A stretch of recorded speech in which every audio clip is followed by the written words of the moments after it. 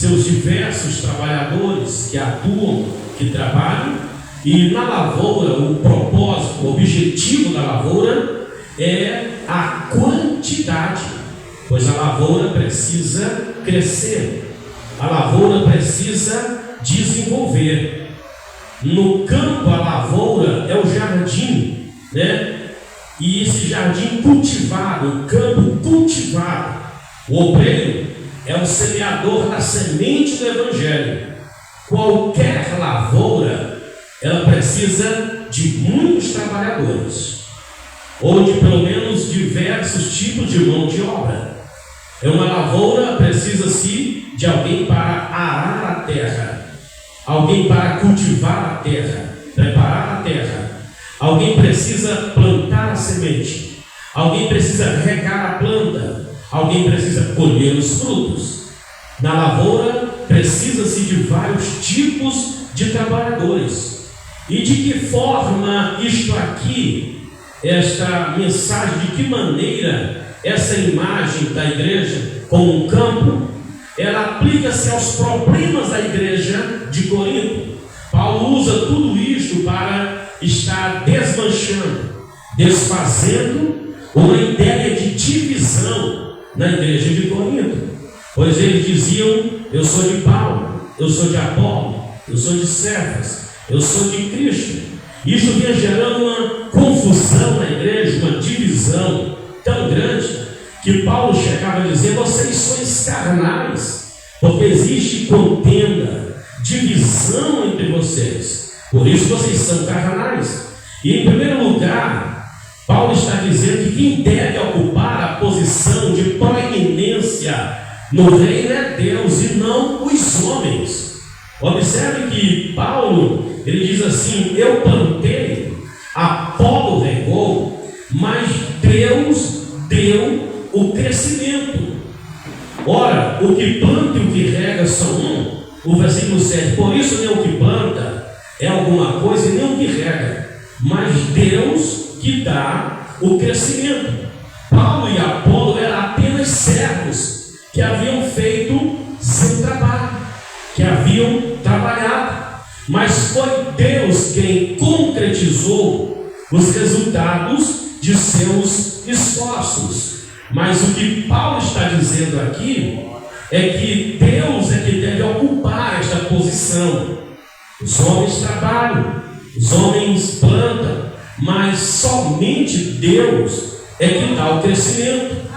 Não é esforço, não é apenas o esforço do homem que faz com que a obra cresça, que ela se desenvolva. Paulo disse: eu plantei, Apolo regou, mas o crescimento ele atribui a Deus. Eu plantei, Apolo regou, mas Deus deu o crescimento. Versículo 7, pois nem o que planta é alguma coisa e nem o que rega, mas Deus que dá o crescimento. Este sim é proeminente no reino, porque Ele é quem faz crescer, Ele é quem faz frutificar. Isto aqui nos leva ao entendimento que Paulo nos passa três lições. Paulo nos ensina com essa imagem da lavoura. Primeiro é que existe uma diversidade do ministério.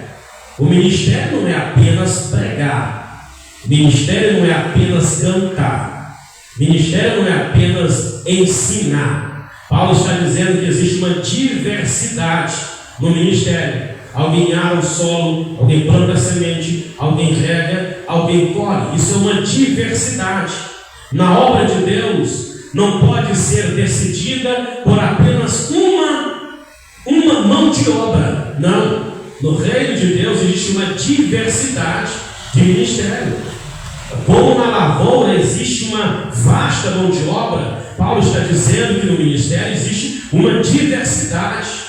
Paulo está dizendo que qualquer pessoa, ela pode fazer alguma coisa para Deus, que não são apenas o do altar que fazem a obra de Deus, não são apenas aqueles que estão de gravatas, pendurados no pescoço, pregando, ensinando, que fazem a obra de Deus. Não, Paulo está dizendo que tem uma diversidade no ministério.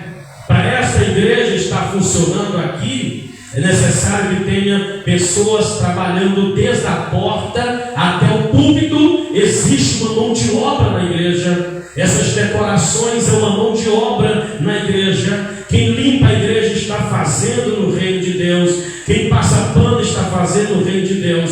Quem lava banheiro está fazendo no reino de Deus. Quem está pregando está fazendo no reino de Deus.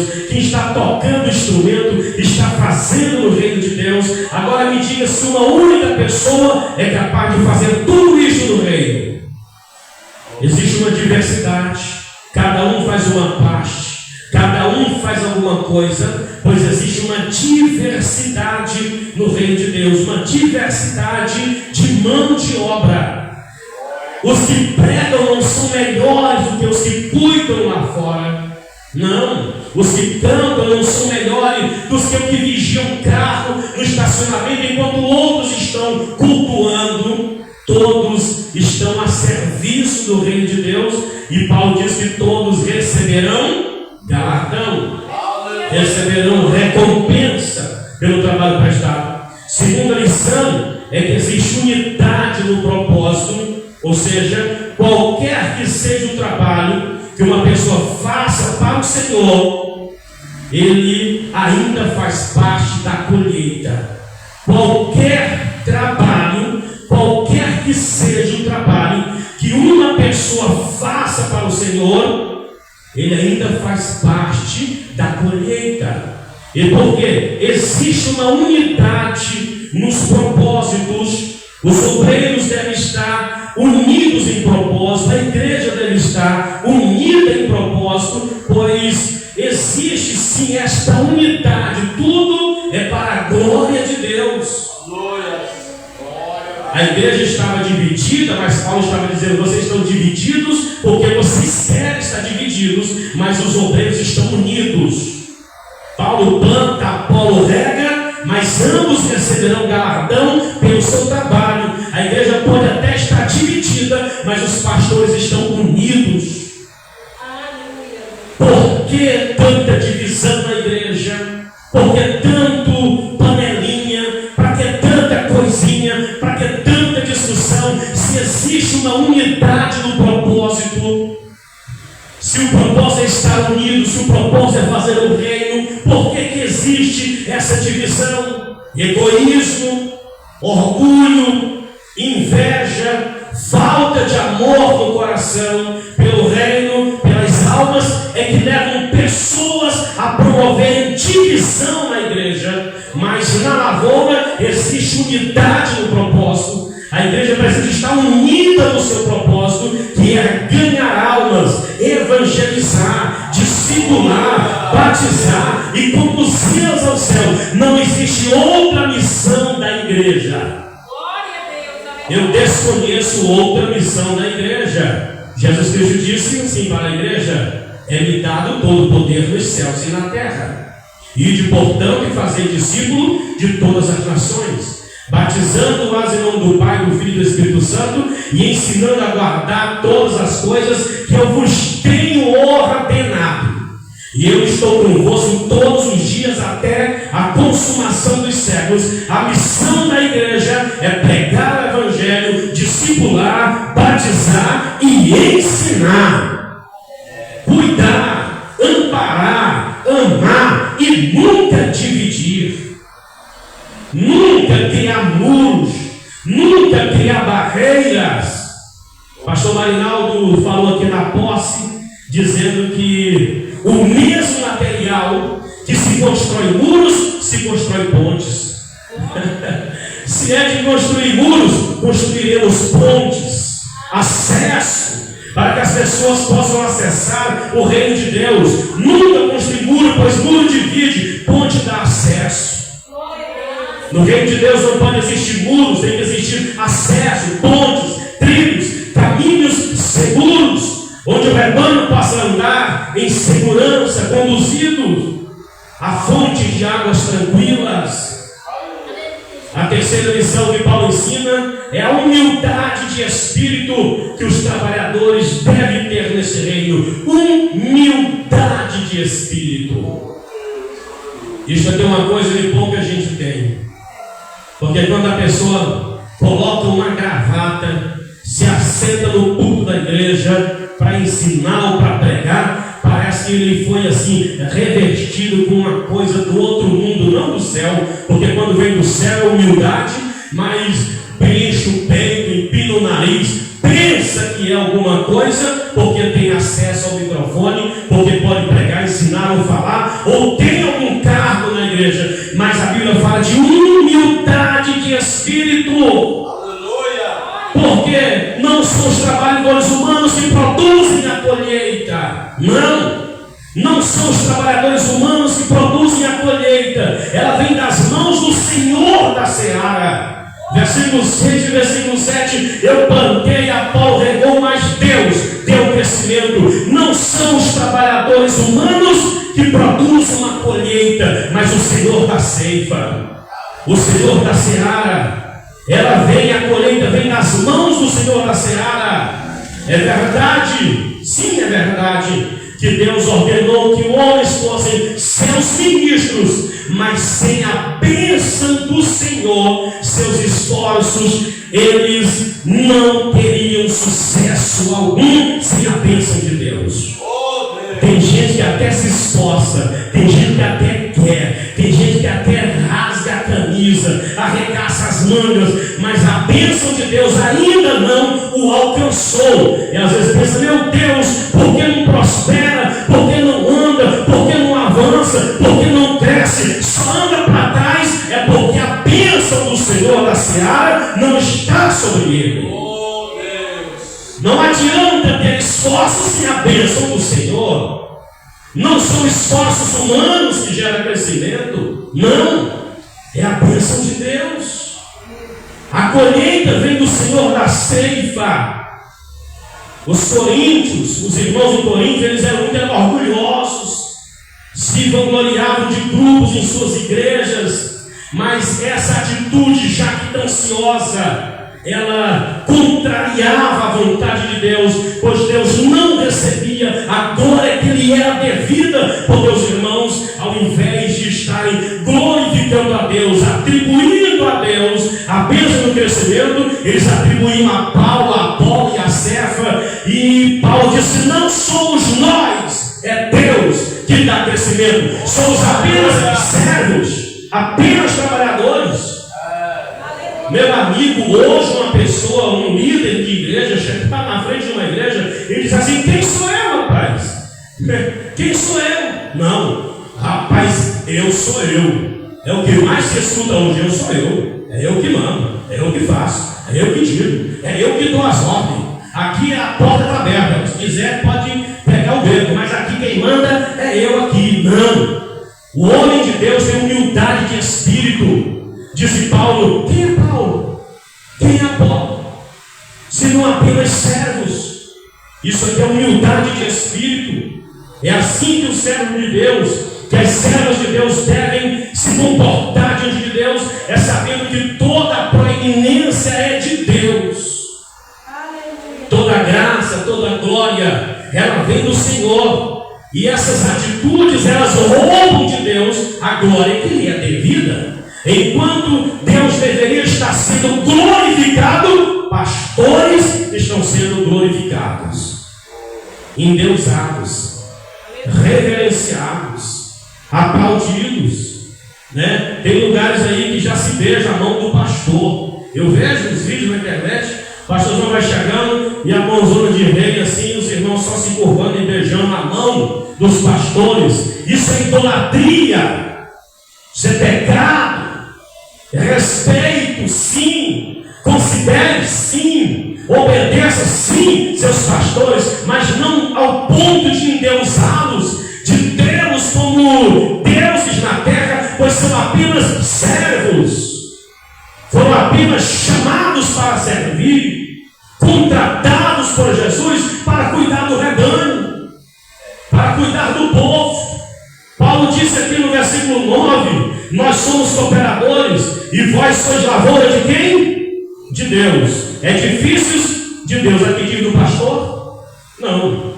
Diz, nós somos cooperadores de Deus e vós sois lavoura de Deus, vós sois edifício de Deus, nunca dos apóstolos, nunca dos pastores. Pastor não tem igreja, pastor cuida de igreja, pastor não é dono de igreja, o dono da igreja é Jesus. Os crentes têm liberdade de procurar um pasto onde é verde, aonde tem água. No reino de Deus não existe uma parede institucional dizendo que essa ovelha, ela não, meu irmão. O reino de Deus é amplo, é aberto, é livre. Os cristãos têm liberdade. Jesus Cristo já quebrou o jugo, as algemas do pecado. Somos libertos, temos liberdade. Homem nenhum tem o direito de colocar um jugo no pescoço da igreja. Já fomos comprados e libertos, e temos que ter a humildade de espírito, de sabermos que nós não somos donos. Não, nós não somos donos. Dono é Jesus. Ele é o dono. Ele é o dono da obra. Não pode haver ministérios isolados na igreja, de forma alguma.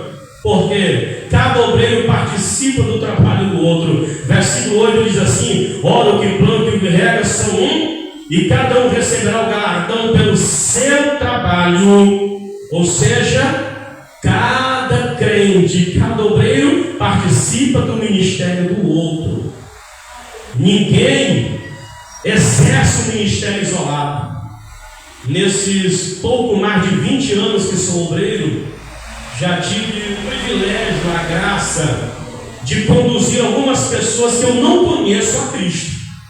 Pessoas que eu não conheço.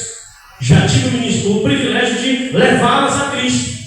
Ao pregar o evangelho, lançar a rede, e alguém foi conduzido a Cristo. Mas antes de mim, outras pessoas já haviam plantado a semente do evangelho e regado com oração e amor. De repente ele vai lá e apenas colhe.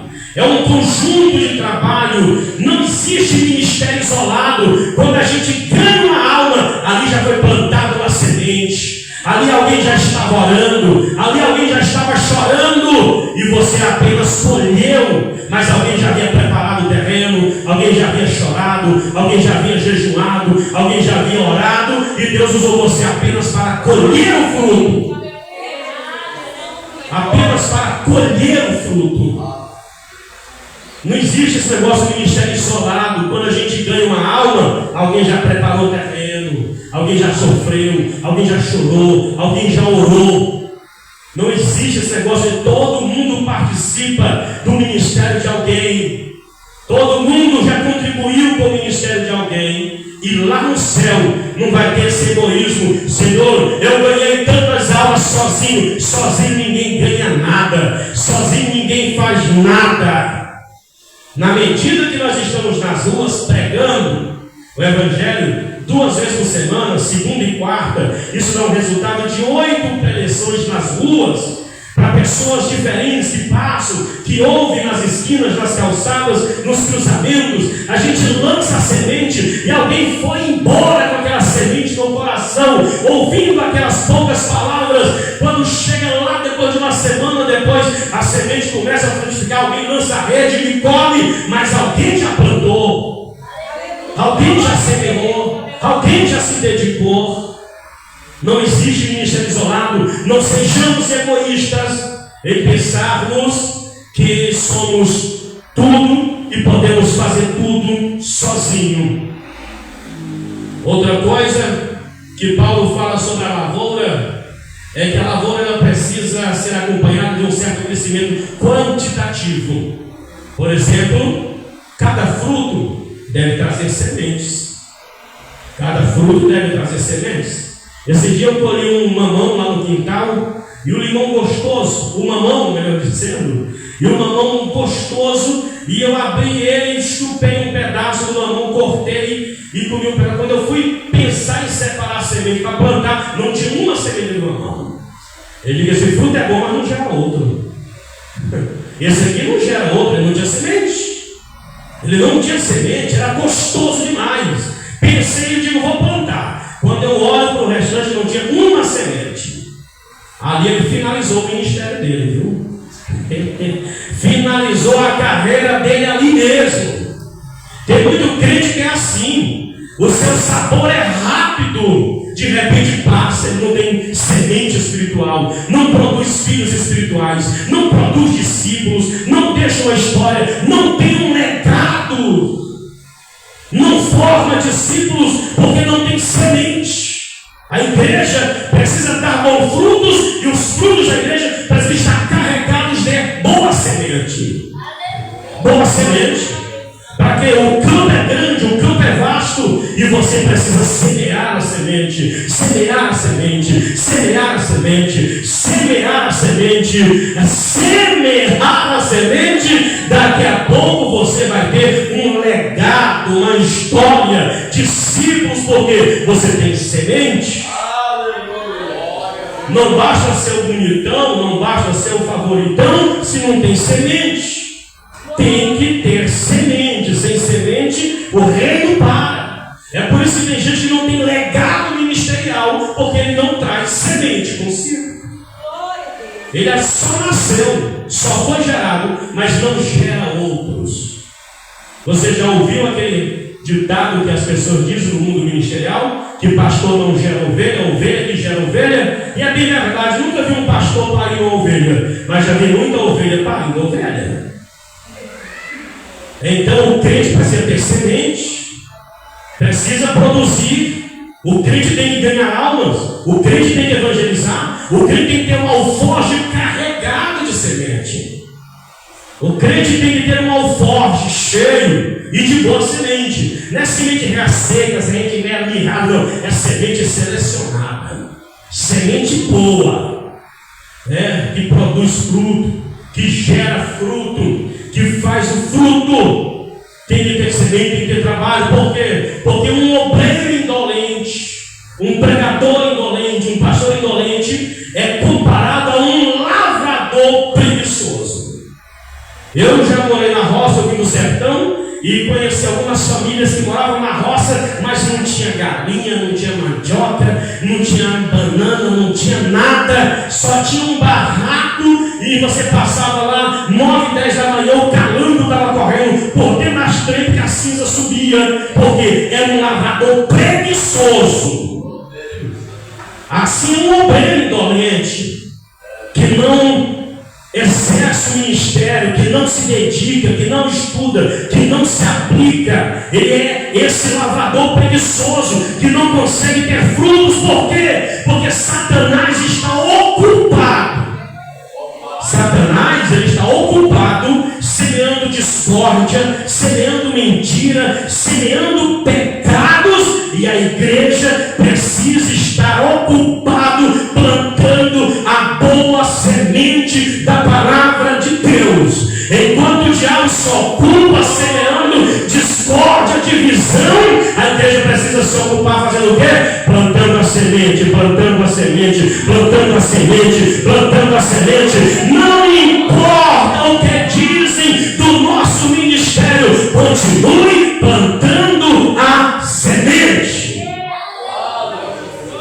Não pare para ouvir. Se alguém vai criticar, para que isso, para que esse exagero, para que pregar tanto, para que estar na rua. Um dia alguém me topou lá no mercado em Terceira, um irmão adventista, e falou para mim, ele deturpou um texto bíblico dizendo que fica me vendo na internet pregando os baixão nas esquinas dessa beira de lagoa. Ele disse que a Bíblia proíbe esse tipo de coisa porque isso é hipocrisia. Eu digo que você leu o texto errado. A Bíblia diz que hipocrisia é eu andar orando pelas esquinas sem que eu ore em casa, orando na rua para ser visto, mas pregar. A Bíblia diz que nós devemos pregar até sobre os telhados. O que nós ouvimos em secreto, preguemos publicamente. Isso, hipocrisia, é não viver o que prega. Hipocrisia é estar no pecado, na prostituição, no adultério. Quando eu falei isso para ele, ele caiu uma ficha e disse: é verdade, eu estou no adultério, já separei da minha esposa e estou só na prostituição. Eu digo: te arrepende, porque o inferno está esperando por aqueles que não se arrependem de seus pecados. Um camarada vem me confrontar, dizendo que eu sou hipócrita porque estou com a caixa de som pregando nas esquinas.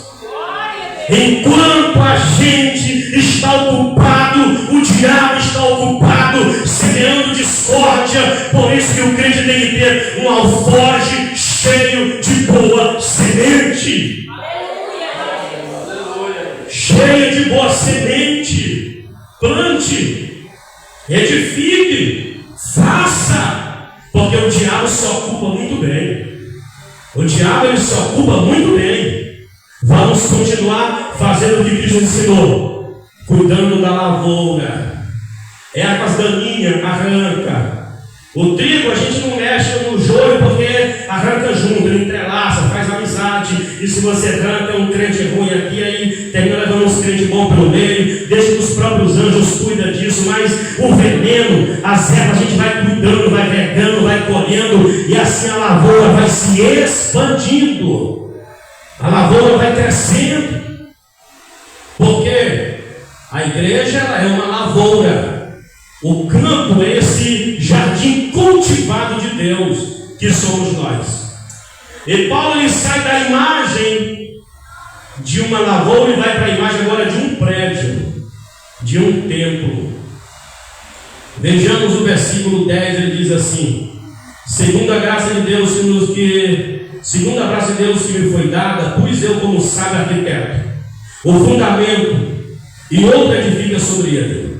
Mas veja, cada um como edifica sobre ele. Porque ninguém pode pôr outro fundamento além do que já está posto, no qual é Jesus Cristo. Ele diz ainda: forma sobre este fundamento formado, edifício de ouro, de prata, de pedras preciosas, madeira, palha e feno. A obra de cada um se manifestará na verdade. O dia declarará, porque pelo fogo será descoberto. O fogo provará qual seja a obra de cada um. Se a obra que alguém edificou nessa parte permanecer, esse receberá galardão. Se a obra de alguém se queimar, sofrerá perda, mas o tal será salvo todavia, como que pelo fogo. Não sabeis vós que sois templo de Deus, e que o Espírito de Deus habita em vós? Se alguém destruir o templo de Deus, Deus o destruirá, porque o templo de Deus que sois vós é santo.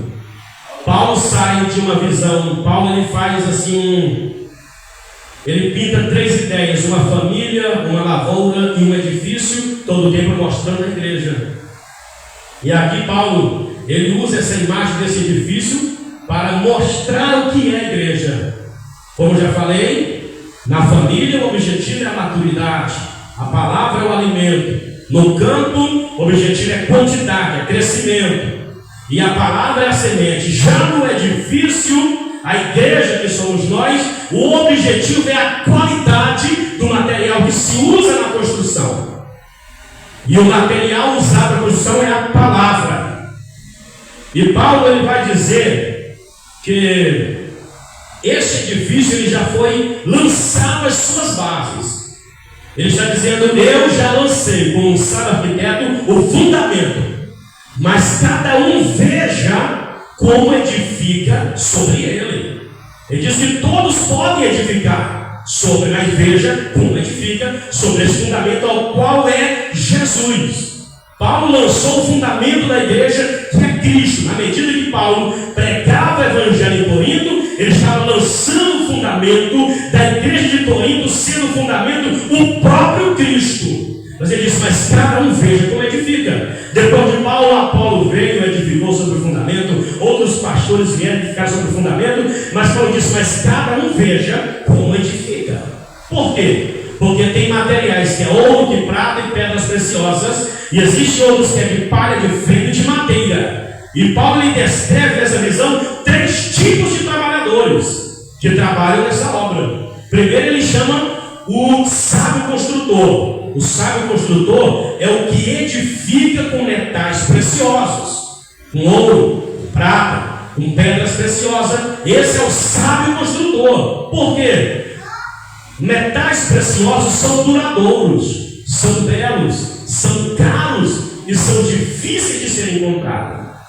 Isso retrata as profundezas da palavra de Deus, o esforço do pastor em construir uma igreja local edificada na palavra, ensinada no jejum, na oração, na santidade. Isso forma uma igreja que tem valor diante de Deus. E quando a igreja chegar diante de Deus, essa igreja vai estar bem edificada. As obras desse pastor, ela passará pelo fogo, mas não sofrerá detrimento algum. Esse é o construtor sábio, que edifica com materiais difíceis de se encontrar, materiais caros, profundos. Alguém encontra ouro na flor da pele? Eu nunca achei uma pepita de ouro, nunca achei uma prata, nunca achei umas pedras preciosas. Eu até fui no garimpo lá atrás de ouro, na Colômbia, passei 2 meses no meio da mata, mas não achei uma pedra de ouro. Voltei para casa, porque a coisa difícil é se encontrar metais preciosos, e a igreja é edificada com metais preciosos. Ou seja, o líder que edifica bem, ele precisa descer profundo para poder edificar bem a igreja. Se ele não descer profundamente, ele não consegue edificar uma igreja duradoura, uma igreja que permanece, uma igreja que tem graça, uma igreja edificada. Porque tem que valer o serviço. Existia um pastor no século passado, Campbell Morgan, é o mesmo pastor, pai de 4 filhos pastores, e quando alguém perguntou para um de seus netos se ele queria ser também um pastor, não, prefiro um emprego de verdade. Ele desprezou porque não conhecia o que era o ministério. E esse Morgan, esse excelente pregador do século passado, os pastores mais jovens sempre perguntavam para ele: qual é o segredo do seu sermão? Qual é o segredo dele ter um sermão tão bem sucedido no púlpito? E ele dizia: eu sempre lhes respondo a mesma coisa: trabalho árduo e depois mais trabalho árduo. Moram às 6 da manhã, ele já estava em seu escritório escavando os tesouros sagrados para poder edificar a igreja de Deus. Se alguém quiser uma igreja edificada, precisa mergulhar no oceano do Espírito. Pastor preguiçoso, pastor politiqueiro, pastor avarento, pastor carnal não consegue edificar uma igreja, pois o tempo que ele deveria gastar no jejum e na oração está correndo atrás de dinheiro, atrás de riqueza, atrás de político, atrás de vereador, atrás de prefeito. Busque a Jesus, desça nos pés dele, e a igreja vai estar bem edificada. A igreja vai estar brilhante, ornamentada. Precisa-se descer mais profundo ainda. Jejum, meus irmãos, oração, meus irmãos, palavra, meus irmãos, leia a Bíblia, ore, jejum. Não fique só na filosofia, não fique só no disse-me-disse, só no eu acho. Mergulhe de verdade, desce as profundezas, faça túneis, mas encontre riquezas espirituais para a sua vida. Não fique perdendo tempo aonde não tem metais preciosos. Esse é o construtor sábio, edifica a igreja com jejum, oração e Bíblia. Isso aqui é a comida de crente: jejum, oração e Bíblia interpretada. Não é Bíblia distorcida, é Bíblia interpretada. Tem gente que distorce a Bíblia. E Paulo já dizia, Pedro já dizia: a escritura não seja de particular interpretação. Tem gente que, para se defender, ele torce a Bíblia, faz ela sangrar, porque ela tem que dar base ao que ele pensa. Está errado. Não é Bíblia torcida, é Bíblia interpretada.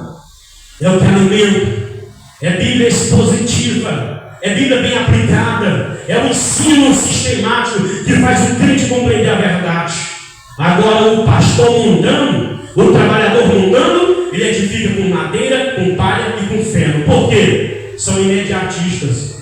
Eles querem uma obra, eles querem construir um conglomerado de pessoas o mais rápido possível. E tome-lhe madeira, tome-lhe palha, tome-lhe feno. E o crente fica aquele crente fraco, feio, sem beleza, sem espírito, sem vida. Ele não permanece por muito tempo, porque não está edificado com metais preciosos. Por quê? Porque madeira, palha e feno você encontra no monturo, você encontra até no quintal da sua casa, mas você nunca vai construir um edifício lindo de madeira, de palha e de feno. Não, se vai construir um edifício lindo é com metais preciosos. Se for de madeira, barraco; se for de palha, barraco; se for de feno, barraco. Não resiste resistirá à aprovação do fogo.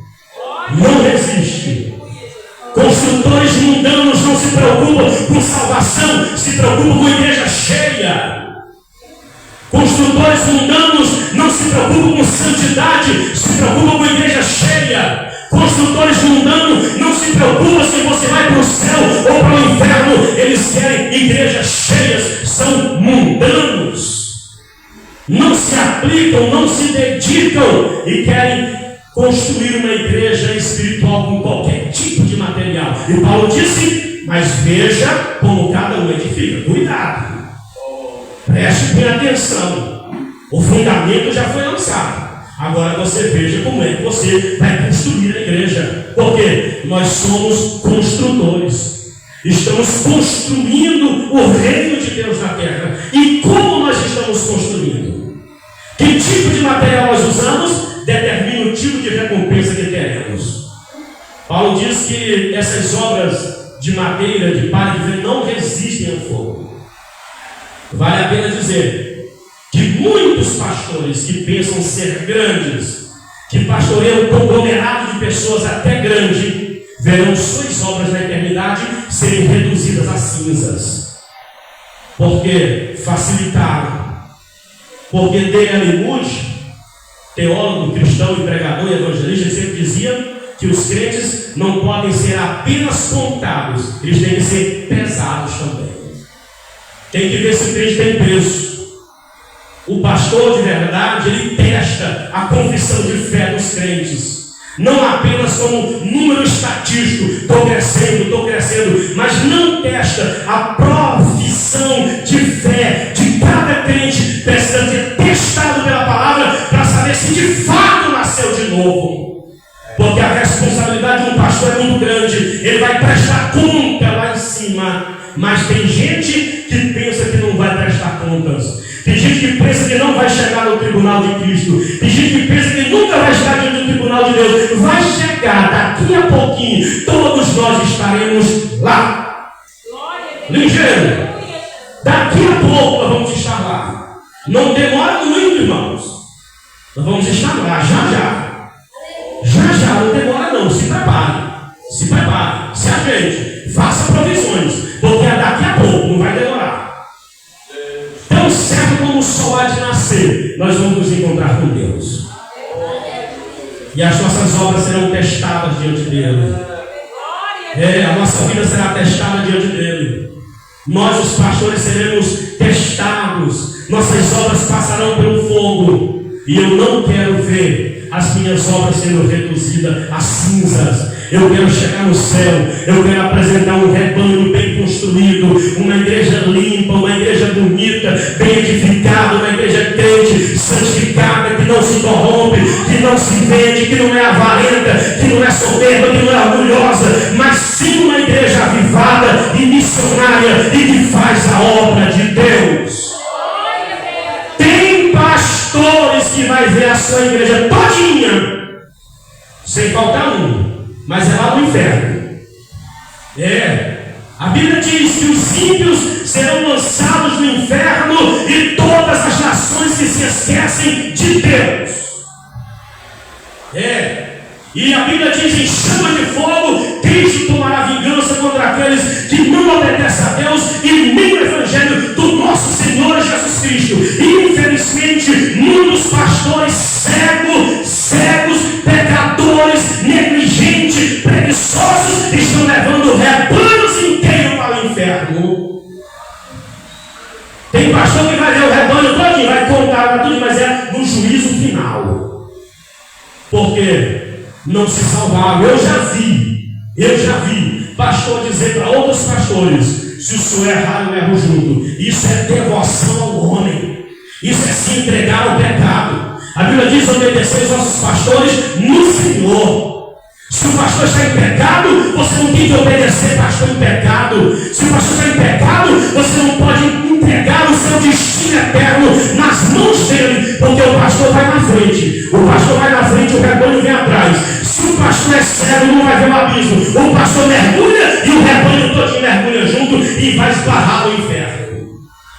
Não salva, porque cego que de outro cego cairão no abismo. batismo. Salvação é coisa séria. Jesus Cristo veio do céu, morreu na cruz do Calvário, pagou um alto preço, e nós devemos viver e pregar o Evangelho de Cristo crucificado, porque esse Evangelho é o que salva e o que vai levar a crente para o céu. Tem gente que está pisando no Evangelho. Hebreus 10, 26 a 28 vai dizer que aqueles que pisam no Evangelho voluntariamente, eles pisam no Evangelho voluntariamente, já não lhe resta mais sacrifício pelos pecados, mas havia uma expectação horrível de fogo e de horror eterno. A Bíblia já está dizendo que aqueles que pisam voluntariamente no Evangelho, já não resta mais sacrifício pelos seus pecados. Tem muitos pastores mundanos que estão pisando voluntariamente no Evangelho e vai esbarrar no inferno, e uma multidão atrás com ele, uma multidão junto com ele, porque a Bíblia diz que nós também podemos ser culpados do pecado de outros quando somos coniventes com o erro de outros. Paulo falou aos Romanos que também sois culpados quando concordam, quando são coniventes com o pecado de outros. O pastor mundano, ele não está nem um pouco preocupado com vida eterna, recompensa e salvação do rebanho, mas uma preocupação ele tem: manter a igreja cheia, no controle, no domínio. Porque chega um candidato, pesa o povo, tem quantos crentes? Tem 200. Vale quanto? 50 mil, o voto todo aqui é teu. É assim que estão fazendo hoje. Eu tenho 1000 crentes, o preço daquele pastor é outro. Eu tenho um amigo que é de dentro da política, e ele já me disse que é assim que eles fazem. Pastor fulano, vale tanto. Pastor ciclano, vale tanto. Pastor fulano, vale tanto. E aquele lá, não, dá só 10 mil, já está bom para ele, é pobre. É assim que eles tratam o homem de Deus. Mas a mim, nunca me tratarão dessa forma, porque eu não sou mundano. Eu não tenho voto de igreja para vender. Eu não tenho igreja para levar para o inferno. Eu preciso conduzir um povo aos céus. Terceiro tipo de trabalhador, o destruidor. Versículo 16: se alguém destruir o templo de Deus, Deus também o destruirá. Tem gente que ele não constrói, mas ele destrói. E para destruir não precisa de talento. Até uma criança estúpida consegue derrubar qualquer coisa. Obreiros egoístas, pastores egoístas, eles terminam destruindo o templo de Deus. A igreja não é parede, não é a igreja. A divisão destrói a igreja. Discórdia destrói a igreja. Pecado destrói a igreja. Egoísmo destrói a igreja. Esses são os destruidores que destroem a igreja. Mas a palavra de Deus é que o juízo os aguarda. Aquele que destruir o templo de Deus, Deus também o destruirá. Porque o templo de Deus que sois vós é santo. Destruir como? Desviando, levando o crente ao pecado, escandalizando, crente se espalhando para nunca mais querer voltar na igreja, porque pensava que a igreja era um pedacinho do céu e parece mais um inferno. Isso é destruição de igreja. Mas quem destrói será destruído. O juízo os aguarda. Aqueles que destroem igrejas, aqueles que desviam crentes, que tiram crentes do caminho do Senhor, são destruidores de fé. Quando a Bíblia diz que os assassinos não herdarão o reino de Deus, não é apenas assassinos do corpo, mas assassinos espirituais. Pois Cristo diz que aqueles que fizeram se escandalizar, é melhor que coloque uma pedra no pescoço e se atire nas profundezas do mar. E tem muita gente que já não pisa mais em igreja nenhuma, porque se escandalizou em pastores mundanos, pastores pecaminosos, pastores avarentos, pastores politiqueiros. Então, se é para morar no céu, meu irmão, te prepara. Passa aí um negócio nas costas, porque a porta é estreita. Você pode se arranhar para poder entrar no céu. Mas disse Jesus que é melhor você entrar te faltando olho, perna, pé, do que ser lançado inteiro no fogo do inferno. Fiquemos de pé essa noite no nome santo de Jesus Cristo. Nós vamos morar no céu, irmãos. A nossa luta é para chegar